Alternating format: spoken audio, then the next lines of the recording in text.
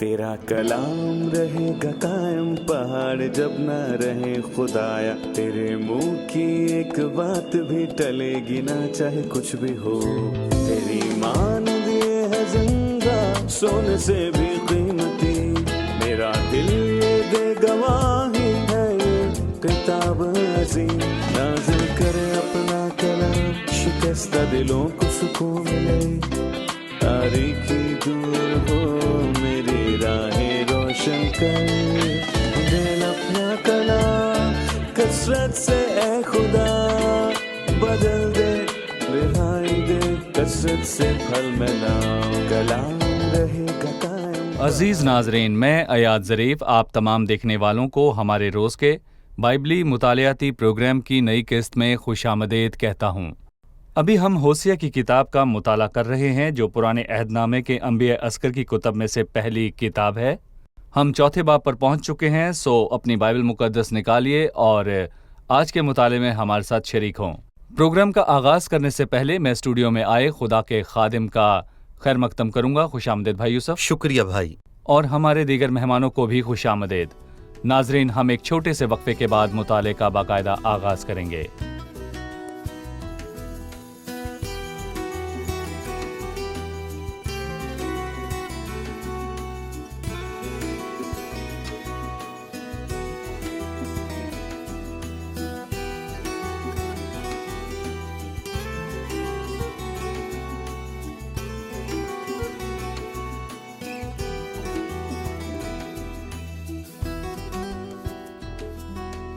خوش آمدید بھائی۔ آپ کا شکریہ۔ ہم ہوسیہ کی کتاب کے چوتھے باب پر پہنچ چکے ہیں۔ ہم چاہتے ہیں کہ آپ باب کے بنیادی موضوع پر بات کریں۔ ناظرین کو یہ بتانا بہت ہی اچھی بات ہے کہ یہ کتاب 2 حصوں میں تقسیم کی گئی۔ پہلا حصہ ذاتی حصہ ہے اور دوسرا حصہ نبوتی حصہ، اور ہم ذاتی حصے کو مکمل کر چکے ہیں، یعنی کہ پہلا اور دوسرا اور تیسرا باب، اور ہم نے جانا کہ یہ ابواب بہت تاریک ہیں لیکن ان کا اختتام ایک دمکتے خوشگوار منظر سے ہوتا ہے، یعنی کہ سب چیزوں کی بحالی کے وقت سے۔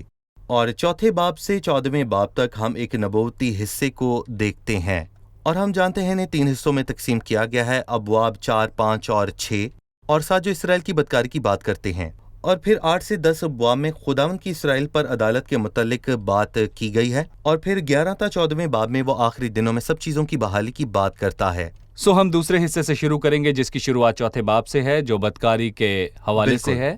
یہ اسرائیل کی بدکاری ہے یا اسرائیل کے ثبوت کی تصدیق ہے؟ ٹھیک ہے، میں چند آیات پڑھنے کے بعد آپ سے سوال کروں گا۔ 1 تا 10 آیات۔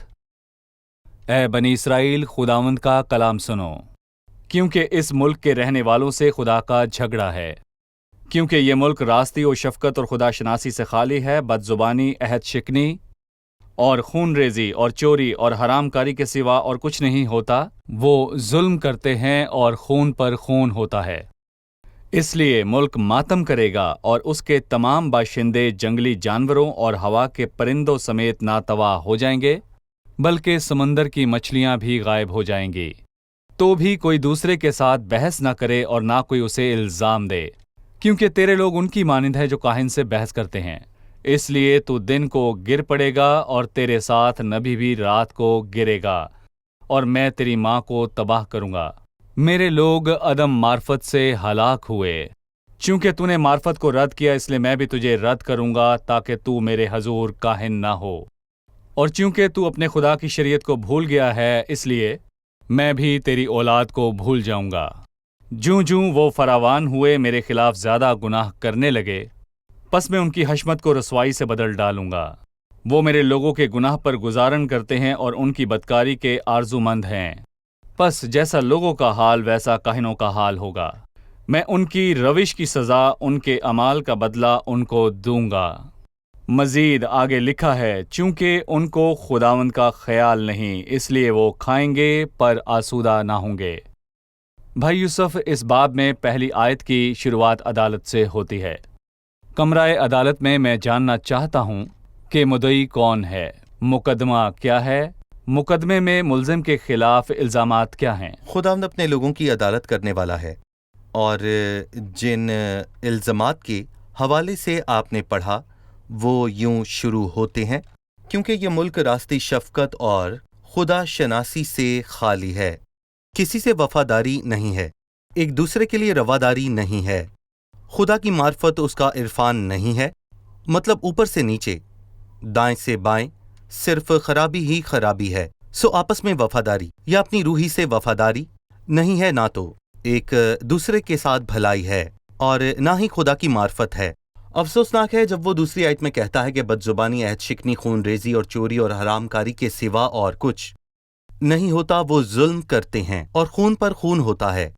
इसलिए मुल्क मातम करता है और खुदाम बादशाहों को मुकर्रर करता है ताकि मुल्क में इंसाफ की बुनियाद डालें। सही। और उन्हें अहम काम करने की जरूरत है। अगर हम सलातीन का 12वां बाब पढ़ें तो हमें मालूम होगा कि कातिल बादशाह हैं और बादशाह तख्त पर बैठने के लिए कराल करते। और ये बाब हमारे लिए काबिले गौर है, जिसमें हम ये देखते और ये सीखते हैं कि खुदावंद उस वक्त किस तौर पर कौम की हालत के सबब से दुखी था। यानी दूसरे सलातीन की 15वीं मेरा मतलब आयत। है कि वो दूसरी सलातीन उसके 12वें बाब में कहता है, और शाह यहूदा अज़राया के 38वें साल यरूबाम के बेटे जिक्रिया ने इसराइल पर सामरिया में 6 महीने बादशाही की, और फिर यबीस के बेटे सलूम ने उसके खिलाफ साजिश की और लोगों के सामने उसे मारा और कत्ल किया और उसकी जगह बादशाह हो गया। और ये पहली मर्तबा है कि यबीस के बेटे सलूम ने सल्तनत की, जैसा कि हमने देखा। और 14वीं आयत में लिखा है, और जादी का बेटा मनाहम तरसा से चला और सामरिया में आया, और यबीस के बेटे सलूम को सामरिया में मारा और कत्ल किया और उसकी जगह बादशाह हो गया। ये 17 और 23 आयत में दोहराया गया, मतलब वो साजिश करता, कत्ल करता और उसकी जगह बादशाह होता है। ये क्या है? खून पर क्या ये खून खुदा के बहाते लोग हैं। हैं? अहद शिकनी, खून रेजी और चोरी के सिवा और कुछ ना होता, और बादशाह वही है जो सब करा रहा है। खुदावन, ये कैसी हालत है इस कौम की। लेकिन मोहतात रहें, अगर खुदा से आपका ताल्लुक बिगड़ जाए तो यकीनन इंसान भी बिगड़ जाएगा। तख्लीक की शुरुआत में पैदाइश 3 में इंसान ने खुदा के खिलाफ गुनाह किया, और पैदाइश 4 में काइन ने अपने भाई हाबिल को मारा। ठीक है, इन आयात में से 10 में से कम 2 अहकाम को तोड़ा किया, कत्ल और हरामकारी, तू खून ना करना, तू जना ना करना। खुदा के कवानीन को तोड़ना हमेशा ऐसा करने वालों के लिए नुकसान का सबब बनता है। जमानों से ऐसा बिल्कुल। ही है। सही। भाई यूसुफ, हमें खुदा के अहकाम को तोड़ने का नतीजा बताइए, या अमूमन बाइबल के अहकाम को बोना और काटना। आयत नंबर 3, इसलिए मुल्क मातम करेगा और उसके तमाम बाशिंदे जंगली जानवरों और हवा के परिंदों समेत तवाना हो जाएंगे, बल्कि समंदर की मछलियां भी गायब हो जाएंगी। और जब आप 10 सफ़ात के मुतल्लिक खरूज की किताब में पढ़ते हैं तो आपको मालूम होता है कि समंदर की फिरौन मछलियां की मर वजह जाती से। हैं, और ये सब फिरौन की वजह से मरी। मतलब कि उसकी शरारत के सबब से जमीन अपना हासिल ना देगी। और ज़बूर 107 इस पर बात करता है। वो ज़रख़ेज़ जमीन को सेराई शोर कर देता है, इसलिए कि उसके बाशिंदे शरीर हैं। सो कभी कभार इंसान जमीन और उसके मौसम पर लानत करता है। इंसान खौफनाक शरारत करता है। इंसान खौफनाक शरारत करता है, और खुदा इंसानों को समझ अदा करे इससे पहले कि बहुत देर हो जाए, वो लौट आएं। सही। मैं अभी आपके सामने 4थी और 5वीं आयत को पढ़ना चाहूंगा। तो भी कोई दूसरे के साथ बहस न करे और ना कोई उसे इल्जाम दे, क्योंकि तेरे लोग उनकी मानिंद है जो काहिन से बहस करते हैं। इसलिए तू दिन को गिर पड़ेगा और तेरे साथ नबी भी रात को गिरेगा, और मैं तेरी माँ को तबाह करूंगा। भाई यूसुफ, हम चाहते हैं कि आप इन आयात के मुतालिक हमें बताएं।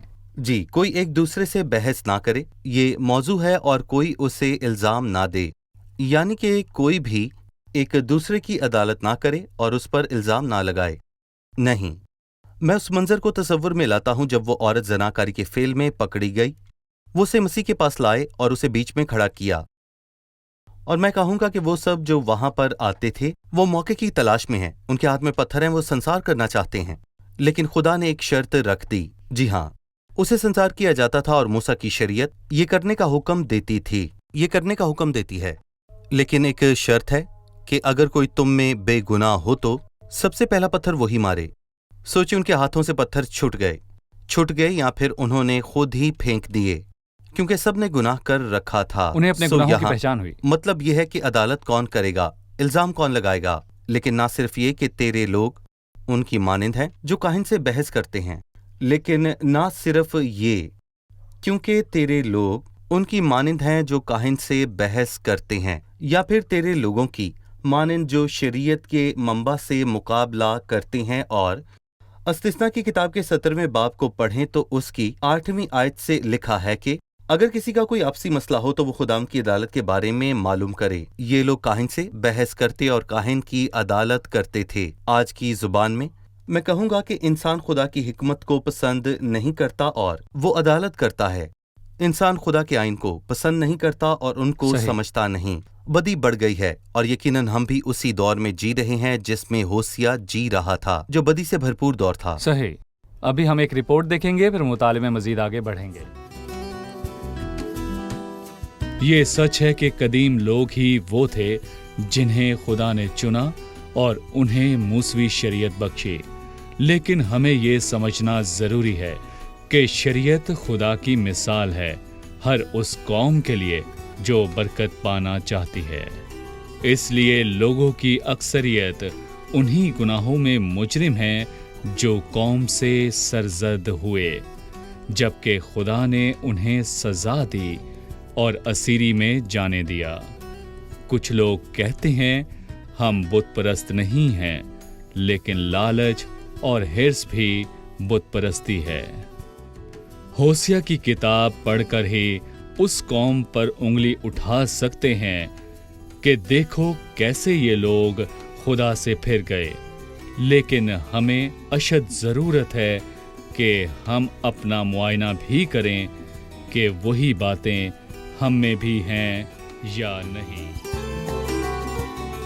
6ठी आयत में लिखा है, मेरे लोग अदम मार्फत से हलाक हुए, चूंकि तूने मार्फत को रद्द कर दिया ताकि तू मेरे हजूर काहिन न हो। ये अल्फाज इसराइल के 10 कबीलों के लिए हैं। बहरहाल हैकल पहले ही जनूबी सल्तनत में थी, तो इस आयत का क्या मतलब है? ठीक है, कहानत यहूदा की जनूबी सल्तनत में थी, सो इसका क्या मतलब है ताकि तू मेरे हजूर काहिन ना हो? उस वक्त खुदावन ने उन 10 कबीलों को रद्द ना किया था। वो साबिर था और उसने उन्हें एक और मौका दिया, इसीलिए तब तक भी वो उन्हें अपने लोग कहता रहा। इसीलिए 3 मरतबा हम इस आयत में पढ़ते हैं मेरे लोग। पहली मरतबा इस आयत में जो अभी हमने पढ़ी कि मेरे लोग अदम मार्फत से हलाक होंगे। 8वीं आयत में वो मेरे लोगों के गुनाहों पर गुजरान करते हैं और उनकी बदकारी के आरजू मंद हैं। और एक बार फिर 12वीं आयत में मेरे लोग अपने काट के पुतलों से सवाल करते हैं। वो खुदा के लोग थे, लेकिन अफसोस कि वो मुकम्मल तौर पर भटक गए थे और उससे बहुत दूर हो गए। हम एलिया की बातों से यही देखते हैं, लेकिन हमारा खुदावन अब तक उन लोगों के पास आता है और एलिया जैसे नबी उनके पास भेजता है। 10 कबीलों की सल्तनत में अजीम नबी आए। वो गद्दार थी और खुदा से दूर होने वाली थी और ये वाज़ेह सबूत है कि हमारे खुदावन ने अपने लोगों को इस लम्हे तक रद्द ना किया, बल्कि मेरे लोग अदम मार्फत से हलाक होंगे।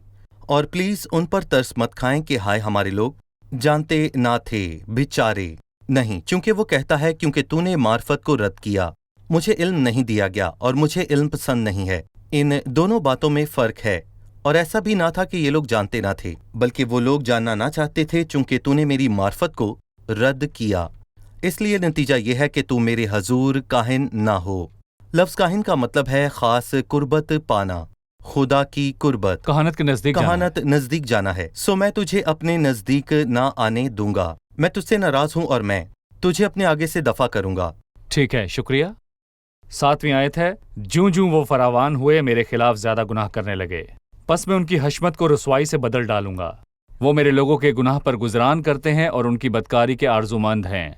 बस जैसा लोगों का हाल वैसा ही काहिनों का हाल होगा। मैं उनकी रविश की सजा, उनके अमाल का बदला उनको दूंगा। चूंकि उनको खुदा उनका ख्याल नहीं, इसलिए वो खाएंगे पर आसूदा न होंगे। वो बदकारी करेंगे लेकिन ज्यादा न होंगे। भाई इन आयात के मुतालिक हमें बताएं। जूं जूं वो फरावान हुए, हम बतौर मिस्री ये जानते हैं कि अल सईद के खत्ते में जो मिस्र के जनूब में है, जब घराना मर्दों से भरा हो तो उसे मजबूत घराना माना जाता है। लेकिन अफसोस कि जिस कदर वो फरावान हुए, उन्होंने मेरे खिलाफ गुनाह किया और नतीजा ये हुआ कि मैं उनकी हशमत को रुसवाई में बदल दूंगा। मेरे लोगों के गुनाह पर गुजरान करते हैं और लफ्ज गुनाह का मतलब यहाँ पर गुनाह की कुर्बानी है। सो आइए इसके माफूम पर गौर करते हैं, क्योंकि जब भी एक आदमी गुनाह करता है तो वो काहिन के पास अपनी कुर्बानी को लेकर आता है और काहिन उस कुर्बानी को खाता है।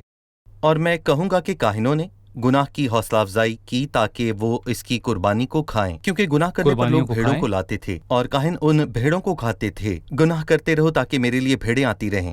افسوس کہ وہ ان کی حوصلہ افزائی کرتے تھے۔ اور بھائی ایاد، میں یہاں پر یہ کہنا چاہوں گا کہ بہت افسوس کی بات ہے کہ آج مسیحت میں بھی ایسا ہی ہو رہا ہے۔ یہ حقیقی مسیحت نہیں ہے۔ یقیناً کچھ ایسے کام ہیں جن کا مسیحت سے کچھ لینا دینا وہ نہیں۔ دوسرے پطرس میں کہتا ہے کہ پوشیدہ طور پر ہلاک کرنے والی بدعتیں نکالی گئیں اور وہ لالچ سے باتیں بنا کر تم کو اپنے نفع کا سبب ٹھہرائیں گے۔ تم ہلاک ہو پر میرا تو فائدہ ہو۔ اہم بات میرا فائدہ ہے، اور یہودیت میں ایسا ہو رہا تھا، اور آج نامی مسیحت میں بھی ایسا ہو رہا ہے جو مسیح سے بہت دور ہیں۔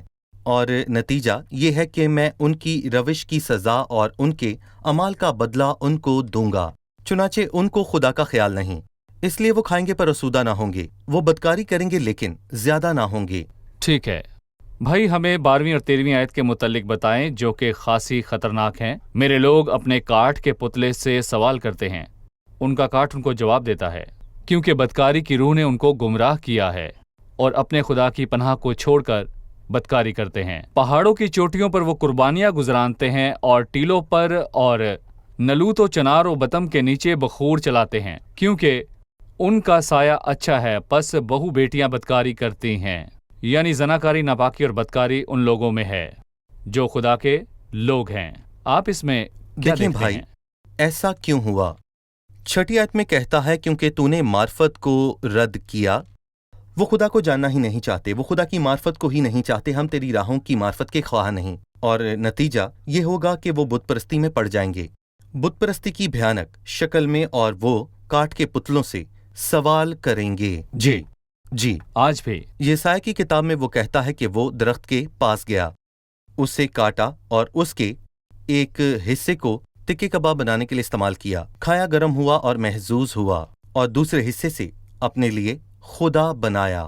لیکن افسوس کہ وہ صرف اس کا نہیں ہے کہ وہ لاپرواہ ہو کر بیکار کے کاموں میں پڑے، بلکہ ان میں ناپاکی بھی آ گئی۔ اور مجھے لگتا ہے کہ انسان کو بت پرستی سے محبت ہے، کیونکہ یہ بے منطق عبادت ہے جو کاٹ کے پتلوں کی ہے، اور بت پرستی یہ نہیں بتاتی کہ فلاں بات گناہ ہے اور خدا کو پسند نہیں اور ہمیں ایسا نہیں کرنا ہے۔ ہر مذہب یا نظریہ یا پھر عبادت جو یہ نہیں بتاتا کہ خدا پاک ہے، بلکہ گناہ کے کاموں کی حوصلہ افزائی کرتا ہے، ان کا خیر مقدم ہوگا، کیونکہ خدا نے میرے دل کو توبہ کی طرف مائل نہیں کیا کہ میں دل سے اس کے کام کو قبول کروں۔ ٹھیک ہے، آپ ہمیں 14ویں آیت کے متعلق بتائیے۔ جب تمہاری بہو بیٹیاں بدکاری کریں گی تو میں ان کو سزا نہ دوں گا، کیونکہ وہ آپ ہی بدکاروں کے ساتھ خلوت میں جاتے ہیں اور کسبیوں کے ساتھ قربانیاں گزرانتے ہیں، پس جو لوگ دانش سے خالی ہیں برباد کیے جائیں گے۔ بھائی یوسف، ان آیات کا مطلب ہمیں بتائیے۔ اگر آپ مکمل آیت کو دیکھیں تو آپ کو معلوم ہوگا کہ وہ مردوں کی بات سے ہٹ کر عورتوں کی بات کرتا ہے۔ سو جب تمہاری بہو بیٹیاں بدکاری کریں گی تو میں ان کو سزا دوں گا۔ کیوں؟ کیونکہ مرد بھی تو یہی کرتے ہیں، تو میں سزا کسے دوں؟ اگر عورتیں بدکاری کرتی ہیں اور مرد کسبیوں کے پاس جاتے ہیں تو میں ان کو سزا نہیں دوں گا، یعنی ان کے معاملے میں کچھ امید باقی نہیں رہی۔ مثال کے طور پر جب کوئی ڈاکٹر کے پاس جاتا ہے اور معائنے کے بعد ڈاکٹر کو پتہ چلتا ہے کہ اسے کینسر ہے جو اس کے پورے بدن میں پھیل چکا ہے، تب وہ اس کے گھرانے سے کہتا ہے کہ اسے گھر لے جائیں، میرے پاس اس کا کوئی علاج نہیں، اس کے بچنے کی کوئی امید نہیں ہے، مجھے اسے بہت سے کاموں سے روکنا پڑے گا۔ بالکل یہ لوگ اس درجے پر جا پہنچے تھے کہ جب تمہاری بہو بیٹیاں بدکاری کریں گی تو میں ان کو سزا دوں گا، کیونکہ وہ آپ ہی بدکاروں کے ساتھ خلوت میں جاتی ہیں اور کسبیوں کے ساتھ قربانیاں گزرانتے ہیں، اور اسی لیے نتیجہ یہ ہے کہ ایسے لوگ جو دانش سے خالی ہیں برباد کیے جائیں گے۔ عدم معرفت ہلاک کرتی ہے، پس جو لوگ دانش سے خالی ہیں برباد کیے جائیں گے، اور دونوں صورتوں میں لوگوں کا انجام بڑا مشکل ہوگا۔ مزید لکھا ہے، اے اسرائیل، اگرچہ تو بدکاری کرے تو بھی ایسا نہ ہو کہ یہودا بھی گناہ گار ہو۔ تم جلجال میں نہ آؤ اور بیت اون پر نہ جاؤ، اور خداوند کی حیات کی قسم نہ کھاؤ، کیونکہ اسرائیل نے سرکش بچھیا کی مانند سرکشی کی ہے، اب خداوند ان کو کشادہ جگہ میں برہ کی مانند چرائے گا۔ افرایم بتوں سے مل گیا ہے، اسے چھوڑ دو۔ میں چاہتا ہوں کہ ہم اسرائیل اور یہودا کے متعلق جانیں۔ آپ ہمیں بتائیے کہ یہودا اور اسرائیل کے درمیان کیا تعلق تھا؟ بھائی 15ویں آیت سے میں سمجھتا ہوں کہ خداوند ہلاکت کے دنوں میں منفی گواہیوں کو قبول کرتا ہے۔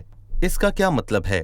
اس کا مطلب یہ ہے کہ جیسا ایلیا نے کہا کہ بس خداوند کی عبادت کرنے والے بچیں گے اور کوئی نہیں، اور خداوند نے اس سے کہا نہیں، میں نے 7,000 کا ایک قبیلہ بچا رکھا ہے جو میری عبادت کرے گا۔ سو جب لوگ بدی کرنے سے باز آتے ہیں تو یہ روحانی تباہی کے دور میں خدا کی گواہی ہے۔ خدا کی گواہی ہے۔ ایسا مکاشفہ 3 میں ہوا، انہوں نے میرے نام کا انکار کیا۔ ایسا نہیں کہ تم نے لوگوں کے بیچ میرے نام کا اعلان کیا، بلکہ میں خوش ہوں کہ تم نے میرے نام کا انکار کیا، اور ہم یہاں بھی یہی دیکھتے ہیں۔ اے اسرائیل، اگرچہ تو بدکاری کرے اور یہ سچ ہے تو بھی ایسا نہ ہو کہ یہودا بھی گناہ گار ہو۔ اس کا مطلب ہے کہ مجھے قبول ہوگا کہ یہودا مجرم نہ ٹھہرے، اور میں کہوں گا کہ یہ ہلاکت کے وقت میں مقبول گواہی ہے۔ ٹھیک ہے، اب ہم مہمانوں سے ایک اور سوال لیں گے۔ 15ویں آیت میں وہ کہتا ہے، اے اسرائیل، اگرچہ تو بدکاری کرے تو بھی ایسا نہ ہو کہ یہودا بھی گناہ گار ہو، تم جلجال میں نہ آؤ اور بیتون پر نہ جاؤ اور خداون کی حیات کی قسم نہ کھاؤ۔ خداون نے انہیں یہ کام کرنے سے منع کیوں کیا؟ ٹھیک ہے، ہم چاہتے ہیں کہ آپ جلجال پر بات کریں کہ تم جلجال میں نہ آؤ اور بیت اون پر نہ جاؤ، کیوں؟ آپ اس کے متعلق کیا کہیں گے؟ سب سے پہلے بیت اوون کا ذکر بائبل میں نہیں ہے۔ لفظ اون کا مطلب ہے بطالت، اور بیتیل بیت اون بن گیا کیونکہ انہوں نے بیتیل میں سونے کے بچڑے کو رکھا اور شمالی سلطنت میں اس کی عبادت کی، اسی لیے اسے بیتیل کہا گیا، لیکن اسے بیت اون کہا گیا، یعنی بطالت بیکار چیز کا گھر ہے۔ جلجال اور بیتیل وہ جگہیں ہیں جو اس قوم کی تاریخ میں یادگار مقامات ہیں، لیکن گویا خدا کہتا ہے کہ ان مقامات پر مت آؤ، اور اسی لیے مجھے آموس کا 4 باب یاد آتا ہے۔ آموس 4 باب کی 4 آیت، بیتیل میں آؤ، گناہ کرو۔ یقیناً یہ تنزیہ گفتگو ہے، اور پھر لکھا ہے کہ جلجال میں کثرت سے گناہ کرو، مطلب کہ وہ بیتیل میں جاتے اور پھر وہاں گناہ کرتے، اور آج تک لوگ یہاں وہاں آگے پیچھے جاتے ہیں، میرا مطلب پاک مقامات تاکہ برکت پائیں، لیکن وہ اپنے گناہ ہی میں رہتے ہیں، اور ہمارا خدا کہتا ہے مت جاؤ اگر تم گناہ ہی کرنے جا رہے ہو۔ اور آموس 5 میں بھی آپ کو یہی بات ملتی ہے، کیونکہ خداوند اسرائیل کے گھرانے سے یوں فرماتا ہے کہ تم میرے طالب ہو اور زندہ رہو، لیکن بیتیل کے طالب نہ ہو اور جلجال میں داخل نہ ہو۔ اور میں نہیں چاہتا کہ آپ کسی خاص مقام پر جائیں، بلکہ میں چاہتا ہوں کہ آپ خداوند کے طالب ہوں۔ اگر تم میرے طالب ہو اور اپنے گناہوں سے توبہ کرو تو خداوند کہتا ہے کہ یہ یقیناً تمہارے لیے بہتر ہوگا بجائے اس کے کہ تم دنیا کے کسی دور دراز کے مقام پر جاؤ۔ بھائی 16ویں آیت ہے، کیونکہ اسرائیل نے سرکش بچھیا کی مانند سرکشی کی ہے۔ ہم اس کے متعلق جاننا چاہیں گے کہ اسرائیل نے کب یہ سرکشی کی اور کیوں یہ مثال دی گئی۔ اب خداوند ان کو کشادہ جگہ میں برہ کی مانند چرائے گا، اور اب کس وقت کی طرف اشارہ کیا گیا ہے؟ پھر خداوند ان کو برے کی مانند چرائے گا۔ ہم چاہتے ہیں کہ اس کی وضاحت ہو۔ کیونکہ اسرائیل نے سرکش بچھیا کی مانند سرکشی کی۔ اب سوال یہ ہے کہ ایسا کب ہوا؟ جس دن سے انہوں نے خداوند کو جانا، اور موسیٰ نے کہا جس دن سے میری تم سے واقفیت ہوئی ہے تم برابر خداوند سے سرکشی کرتے رہے ہو، جس روز سے میں نے تمہیں جانا تم اسی روز سے خداوند سے باغی ہو۔ خداوند کہتا ہے میں نے بہت کوشش کی کہ تمہیں آگے لے کر جاؤں نبیوں کے وسیلے سے، لیکن تو ایک سرکش بچھیا کی مانند ہے اور حرکت کرنے سے انکاری ہے۔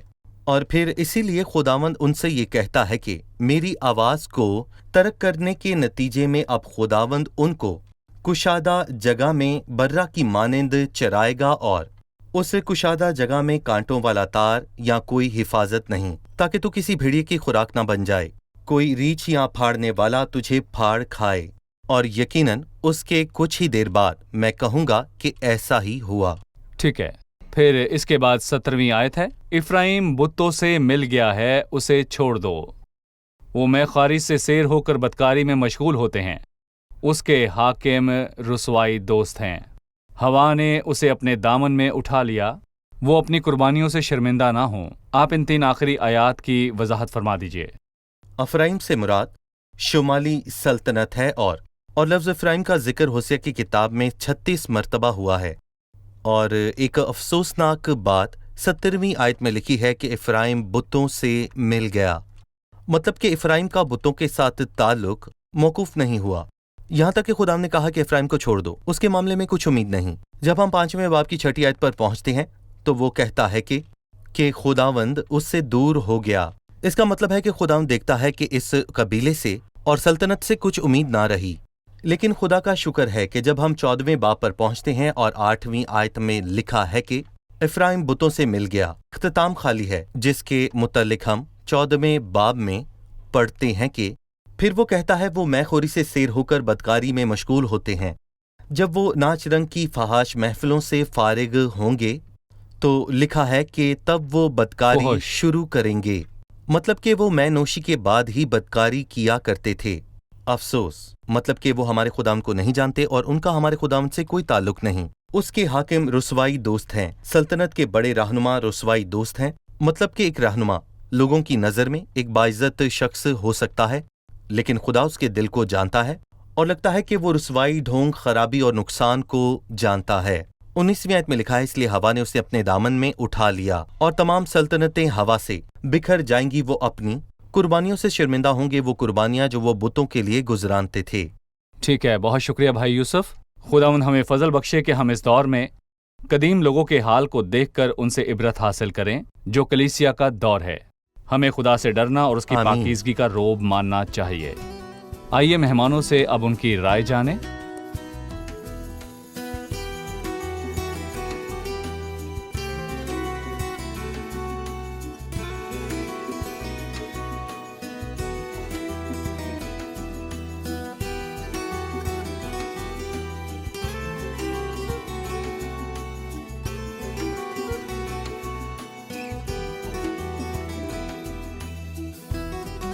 چوتھے باب کی پہلی اور دوسری آیت، خداوند کی عدالت میں اسرائیل کے خلاف الزامات درج کیے گئے ہیں۔ آپ میں سے کوئی ہمیں بتائیں کہ وہ کیا ہیں؟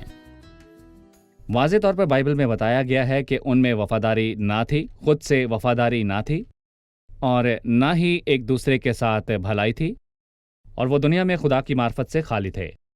دوسری آیت بد زبانی، عہد شکنی اور خون ریزی اور چوری اور حرام کاری تھی۔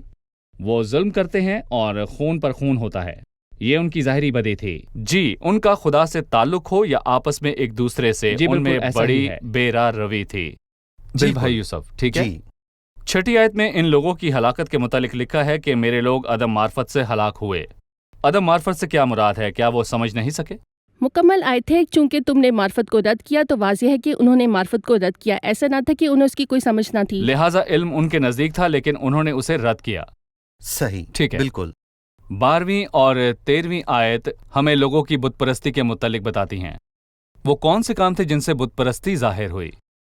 وہ کاٹ کے پتلے سے سوال کرتے تھے، وہ لکڑی سے مورت بناتے اور اس کی عبادت کرتے تھے، اور دوسری بات بت پرستی کے ساتھ ہی ناپاکی اور بدکاری بھی تھی۔ جی ٹھیک ہے، کیا کہیں گے بھائی صحیح۔ یوسف؟ شکریہ، خداوند آپ کو برکت دے۔ بھائی یوسف آپ کا خدا بھی کو شکریہ۔ برکت دے۔ عزیز ناظرین، یہ تمام گناہ ان لوگوں میں ظاہر ہوئے جو خدا کے قدیم لوگ ہیں، عدم معرفت کے سبب سے نہیں، کیونکہ علم تو انہیں میسر تھا، کلام میں علم موجود تھا، شریعت کی کتابوں میں علم موجود تھا، اور انبیاء خدا کی پاکیزگی کے بارے میں بہت کچھ کہتے تھے، اور وہ ان سے خدا کی محبت کے متعلق بہت کچھ کہتے تھے، لیکن ان لوگوں نے معرفت کو رد کیا، اور نتیجہ کیا نکلا؟ وہ نتیجے میں عدم معرفت سے ہلاک ہوئے۔ دور ہی سے خدا کا علم حاصل کرنے پر اکتفا نہ کریں، بلکہ اس کے نزدیک آئیں، کلام کے نزدیک آئیں، تاکہ وہ خود کو آپ پر ظاہر کرے، اور جب آپ ایک بار اسے جان لیں گے تو آپ پولوس کے ہمراہ کہنے والے ہوں گے کہ میں تجھے مزید جاننا چاہتا ہوں، تاکہ میں اس کو اور اس کے جی اٹھنے کی قدرت کو اور اس کے ساتھ دکھوں میں شریک ہونے کو معلوم کروں۔ اگلی قسط میں آپ سے پھر ملاقات ہوگی۔ خداوند آپ کو برکت دے۔